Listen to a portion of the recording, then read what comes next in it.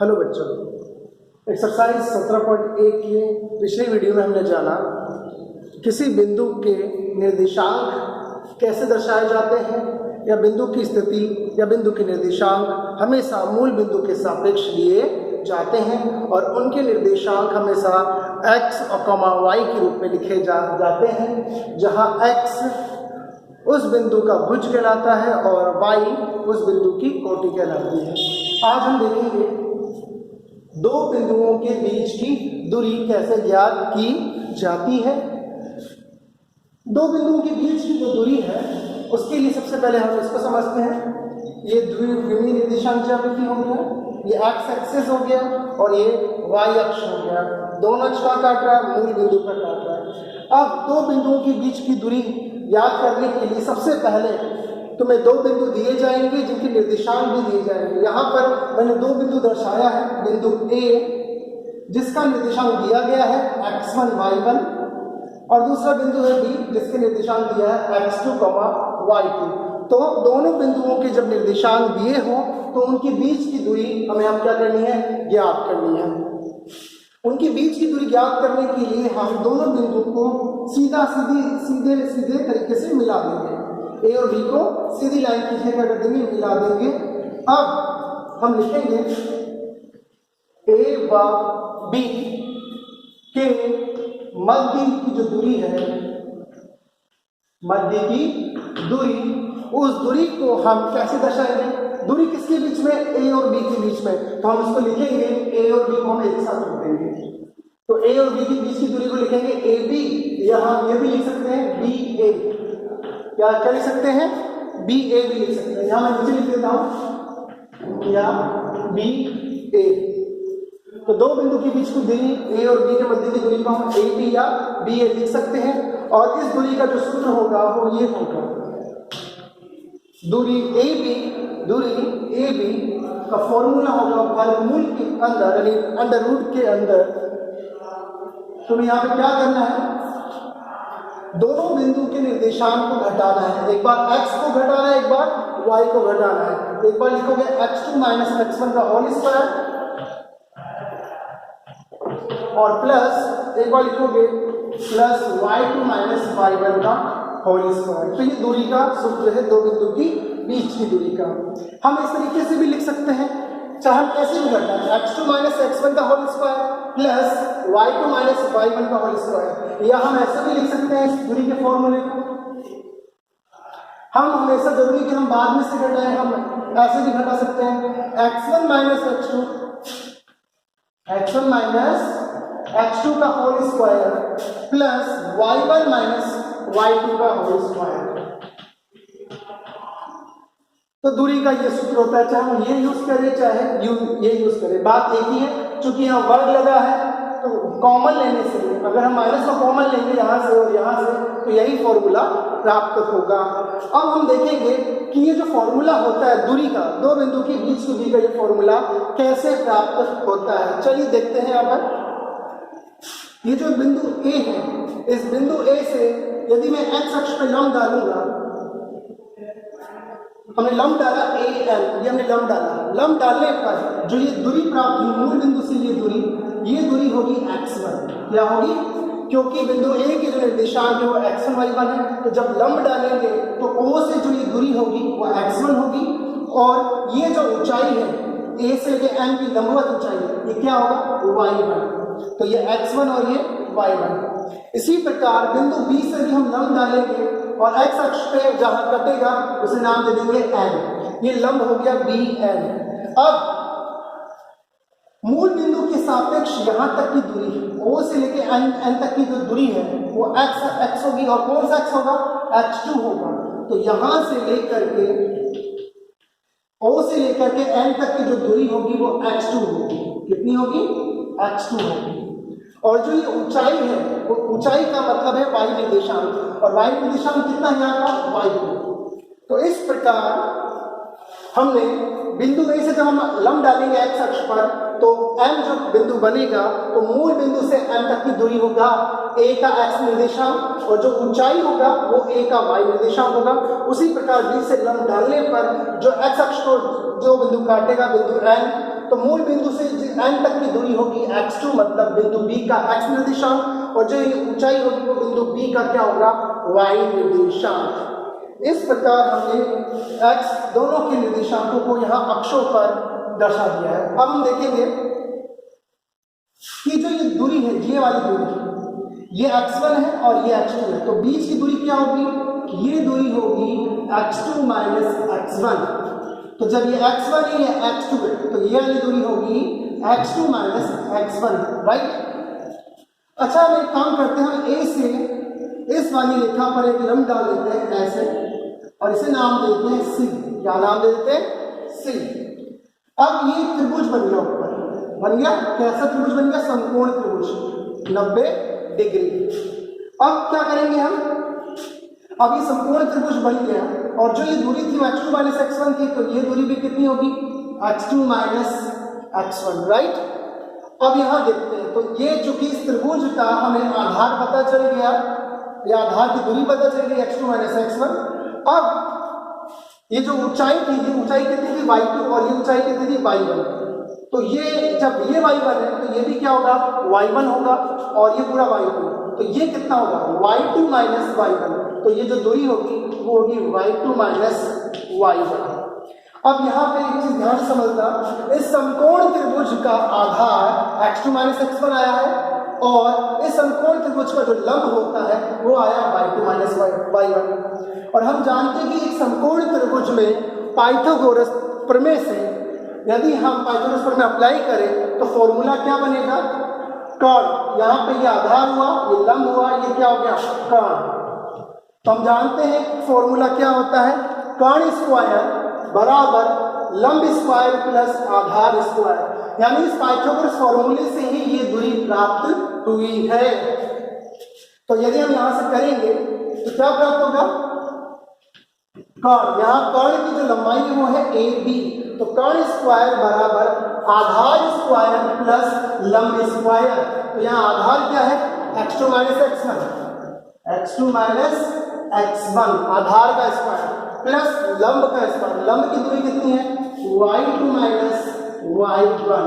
तो इस प्रकार लंब डालने के बाद निर्देशांक यहाँ पर x अक्ष की दूरी दिखा देंगे, x1 x2 y1 y2, जिससे हमें आधार की दूरी पता चल जाएगी और लंब की दूरी पता चल जाएगी। और इस समकोण त्रिभुज में पाइथागोरस प्रमेय अप्लाई करके हम कर्ण की जो दूरी है AB स्क्वायर बराबर आधार स्क्वायर प्लस लंब स्क्वायर। अब यहाँ से यदि हम वर्गमूल लेंगे तो यहाँ से स्क्वायर हट जाएगा और इस पर ये वर्गमूल का चिन्ह बन जाएगा।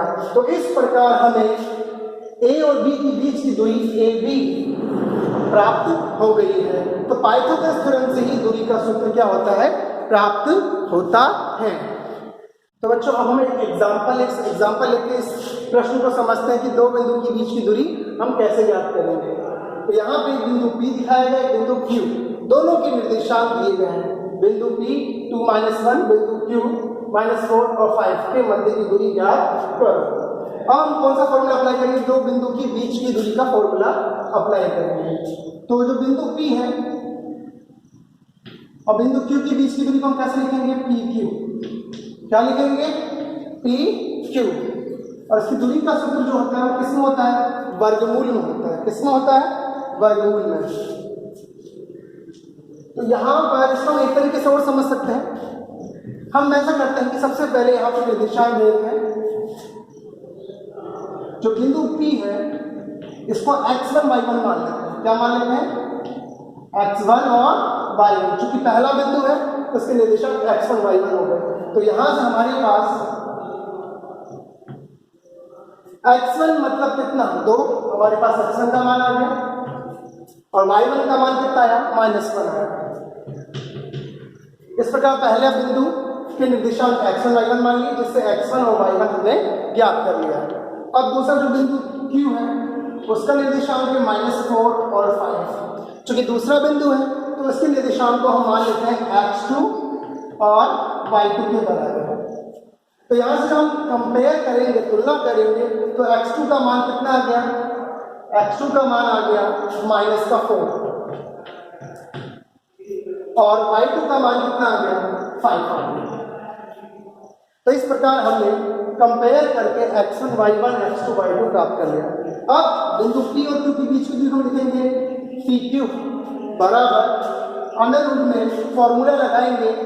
फॉर्मूला क्या लगा बताया था हमने, x2 माइनस x1 का whole square plus y2 minus y1 का होल स्क्वायर। अब हम यहाँ पे वैल्यू फिट कर देंगे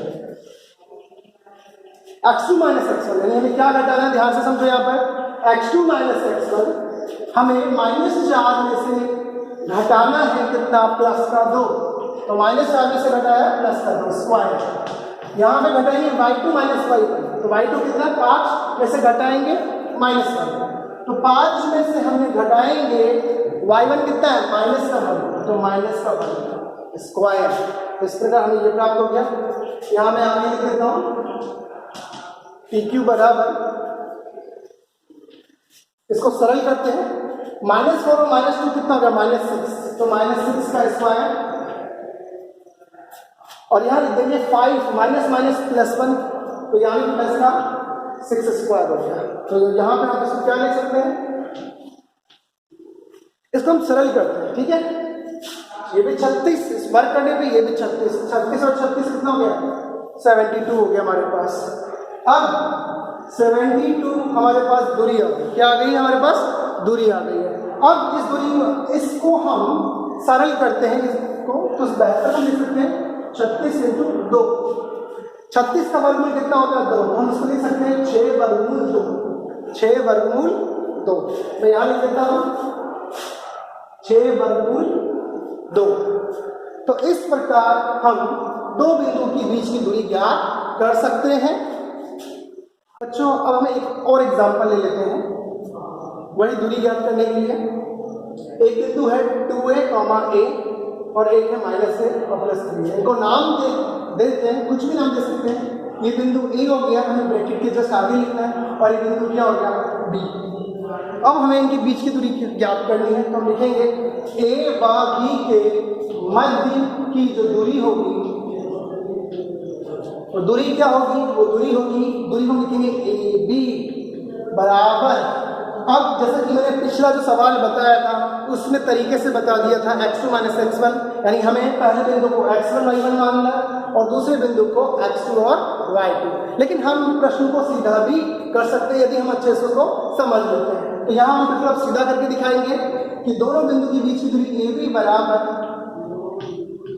x2 माइनस x1 का whole square, x2 minus x1। अब हमें कैसे घटाना है, ये x1 हो गया, ये x2। अब बस हम समझ लेंगे, लिखने की जरूरत नहीं है, x1 और x2। हमें x2 में से x1 घटाना है, तो x2 कितना हो गया, x2 हो गया -1, तो हम x2 में से घटाएंगे -x1, तो कितना 2 है, तो हो गया -1 -2 है। और इसी प्रकार हम आगे लिख देंगे y2 माइनस y1, y2 कितना है 3a माइनस y1 कितना हो गया a हो गया। तो x2 माइनस x1 का whole square plus y2 minus y1 का होल स्क्वायर। इसको सरल कर लेते हैं, यहाँ से सरल करेंगे तो आएगा -3a का होल स्क्वायर, यहाँ से सरल करेंगे तो आएगा 2a का होल स्क्वायर। इसको आगे बढ़ाते हैं, 3 का स्क्वायर कितना हो गया 9 और a का a स्क्वायर, 2 का स्क्वायर 4 और a का a स्क्वायर। अब इसको और सरल करते हैं, 9a square plus 4a square, ये जुड़ सकते हैं तो इसको जोड़ने पर कितना आ गया 13a स्क्वायर। क्या हम इसको और सरल कर सकते हैं, हाँ, जिसका वर्गमूल संभव है इसको हम बाहर ले लेते हैं। 13 का वर्गमूल पूरा पूरा नहीं निकलता, तो 13 तो किसमें रहेगा वर्गमूल में, लेकिन a स्क्वायर का वर्गमूल कितना होगा a होगा, तो a को हम बाहर लिख देंगे, चाहे यहाँ पे चाहे आगे। तो इस प्रकार से हमारे पास दो बिंदु के बीच की दूरी का मान आ गया a वर्गमूल 13। तो अब हम दूरी का सूत्र हमने समझ लिया है। अब दूरी का जो सूत्र है, दो बिंदु के बीच की दूरी का सूत्र कहाँ कहाँ कैसे सवालों में प्रयोग में लाए जाएंगे, ऐसे सवालों पर कुछ महत्वपूर्ण जानकारी मैं यहाँ पे दे रहा हूँ। इन जानकारी को तुम याद रखोगे और इस जानकारी के लिए इन प्रश्न, जब भी ऐसे प्रश्न पूछे जाएंगे तो वहाँ दूरी का सूत्र प्रयोग में ला करके तुम सिद्ध कर सकते हो या प्रूफ कर सकते हो जो भी प्रश्न हमसे पूछे जाएंगे। तो यहाँ सबसे पहले इंपोर्टेंट जो नोट है, फर्स्ट तुम्हें क्या याद रखना है, जब भी तुमसे पूछा जाएगा कि x अक्ष पर किसी बिंदु को ज्ञात करो, तो हम उस अक्ष पर किसी बिंदु के निर्देशांक कैसे लेंगे या कैसे मानेंगे? हम मानेंगे, माना x अक्ष पर किसी बिंदु के निर्देशांक होंगे x, 0। चूंकि x अक्ष पर y निर्देशांक हमेशा क्या होता है? 0 होता है, और x का कोई ना कोई मान होगा। तो जब भी x अक्ष पर किसी बिंदु को मानना होगा तो हम ऐसे मानेंगे x, 0। और इसी प्रकार y अक्ष पर कोई बिंदु लेना हो तो हम मानेंगे, माना y अक्ष पर किसी बिंदु के निर्देशांक 0, y, यानी y अक्ष पर x निर्देशांक का मान सदैव क्या होता है? 0 होता है, और y कुछ ना कुछ होगा, इसलिए हम मानेंगे 0, y। तो y अक्ष पर हमें ये मानना है। अब आते हैं, अब एक प्रश्न पूछा जाता है कि समबाहु त्रिभुज या समद्विबाहु त्रिभुज पर सिद्ध कीजिए कि त्रिभुज ABC कैसा त्रिभुज है? समबाहु त्रिभुज है। तो हम अब यहाँ पे क्या सिद्ध करेंगे? समबाहु त्रिभुज किसे कहते हैं? जिसकी तीनों भुजाएं क्या हो? बराबर हो, या हम कह सकते हैं कि जिनकी तीनों भुजाओं की लंबाई या तीनों भुजाओं की दूरी क्या हो? बराबर। तो जब भी सिद्ध करने को आएगा कि ABC एक समबाहु त्रिभुज है, तो वहां पे सिद्ध करेंगे कि तीनों भुजाओं की जो लंबाई है या दूरी है वो बराबर है। तो समबाहु त्रिभुज की पहली दूरी क्या हो गई? AB। तो वहां पर एक दूरी ज्ञात करेंगे, इस भुजा की दूरी AB, फिर दूसरी भुजा की दूरी BC ज्ञात करेंगे, और तीसरी भुजा की दूरी ACS ज्ञात करेंगे। तो हम समबाहु त्रिभुज के लिए तीनों भुजाओं की दूरी ज्ञात करेंगे, AB, BC, AC, दूरी का सूत्र यूज करके। तो अगर ये तीनों भुजाओं की दूरी है यदि क्या आ जाती है? बराबर आ जाती है, तो सिद्ध हो जाता है कि ABC कैसा त्रिभुज है? समबाहु त्रिभुज है। तो समबाहु त्रिभुज के लिए तीनों भुजाओं की दूरी क्या होनी चाहिए? बराबर। आगे देखते हैं, समद्विबाहु त्रिभुज किससे कहते हैं? जिसकी कोई भी दो भुजा क्या हो? बराबर हो। तो हमें यहाँ पे सिद्ध करना पड़ेगा कोई सी भी दो भुजा बराबर हो। जैसे हमें यहाँ पे याद करिए AB की दूरी, BC दूरी और AC दूरी, हमने तीनों दूरी याद कर ली, तीनों भुजाओं की दूरी AB, BC और AC। अब हम देखेंगे दूरी के सूत्र का प्रयोग करके ही निकालना है दूरी। अब हम देखेंगे कि समद्विबाहु के लिए इन तीनों दूरी में से, इन तीनों भुजाओं की दूरी में से कोई दो दूरी क्या होनी चाहिए? बराबर होनी चाहिए। अगली जो जानकारी है वो है आयत और वर्ग पर। आयत और वर्ग पे क्या पूछा जा सकता है कि चार बिंदु A, B, C, D से बनने वाला जो आयत, बनने वाली जो ये आकृति है, सिद्ध करो ये आकृति, चार बिंदु से बनने वाली आकृति एक आयत है। तो चार बिंदु से बनने वाली आकृति को आयत सिद्ध करने के लिए हमें क्या करना पड़ेगा? हम एक कच्चा चित्र, मतलब कच्चा फिगर ड्रॉ कर लेंगे यहाँ पर A, B, C, D आयत के रूप में समझने के लिए केवल, और चारों भुजाएं दिखा दी और दोनों विकर्ण भी बना दिए AC और BD, और चारों बिंदु को तुम्हें क्रम से लेना है। क्रम से कैसे लोगे? A, B, C, D चक्री क्रम में लेना है, A, B, C, D, और दोनों विकर्णों को बना देना है। अब जो चार बिंदु से बनने वाली जो ये आकृति है ये आयत कब होगी? आयत की जो डेफिनेशन होती है उसे डेफिनेशन में हम क्या बोलते हैं कि आमने सामने की भुजाएं क्या होनी चाहिए? बराबर होनी चाहिए, और दोनों विकर्ण क्या होने चाहिए? बराबर होने चाहिए। तो हम यहाँ सिद्ध करेंगे कि आमने सामने की भुजा का युग्म होता है वो बराबर होता है। तो यहाँ आमने सामने की भुजा क्या होगी? AB बराबर CD। तो यहाँ पे हम दूरी का सूत्र प्रयोग करके पहली दूरी निकालेंगे इस भुजा की AB की, और फिर इस वाली भुजा की, सामने वाली भुजा की CD की, और देखेंगे कि इस भुजा और आमने सामने की जो ये इस भुजा की दूरियां हैं, दूरी वो बराबर है या नहीं? AB बराबर CD। तो आयत के लिए बराबर होना चाहिए आमने सामने की भुजाएं बराबर, AB बराबर CD और AD बराबर BC। तो आमने सामने की भुजाओं की दूरी बराबर होनी चाहिए, और फिर हम दोनों बिंदु विकर्ण, दोनों बिंदु के बीच की दूरी का विकर्ण निकाल सकते हैं। इसी प्रकार BD इस विकर्ण की भी दूरी निकाल सकते हैं, और हम यहाँ देखेंगे दोनों विकर्णों के मध्य की दूरी भी क्या होनी चाहिए? बराबर होनी चाहिए। अब देखेंगे वर्ग। अब अगर हमें सिद्ध करना पड़ेगा कि चार बिंदु से बनने वाली आकृति वर्ग है, तो वर्ग सिद्ध करने के लिए हम सिद्ध करेंगे वर्ग की डेफिनेशन क्या होती है कि चारों भुजाएं बराबर होती है और दोनों के विकर्ण क्या होते हैं? बराबर होते हैं। तो चारों भुजाएं बराबर सिद्ध करनी होगी। भुजा AB की दूरी, भुजा BC की दूरी, भुजा CD की दूरी, भुजा AD की दूरी, ये चारों दूरी क्या होनी चाहिए? बराबर होनी चाहिए। और जो दोनों विकर्ण हैं AC और BD, इनकी दूरी भी क्या होनी चाहिए? बराबर। अगर ये तुम सिद्ध कर देते हो तो सिद्ध हो जाएगा कि चार बिंदु से बनने वाली आकृति आयत है या वर्ग है। आज के लिए बस इतना ही।